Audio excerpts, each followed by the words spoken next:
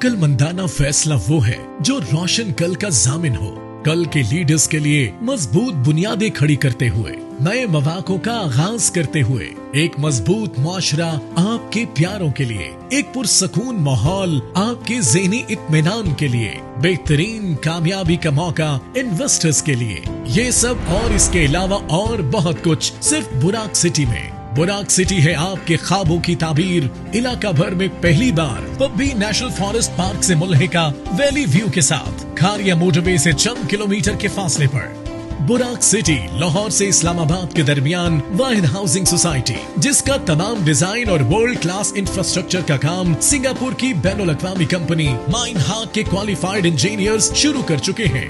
बुराक सिटी में माइन हाक के तैयार करदा मास्टर प्लान के मुताबिक तरक्याती काम तेजी से जारी है। अब आप भी बने इलाके की सबसे हाई क्लास सोसाइटी में अपने प्लॉट के मालिक। 3.5, 5, 7, 10 मरला 1 और 2 केनाल के रिहायशी प्लॉट्स के साथ साथ 4, 6, 8 मरला कमर्शियल प्लॉट्स और बेहतरीन लोकेशन पर 4 और 8 केनाल के शानदार फार्म हाउसेज।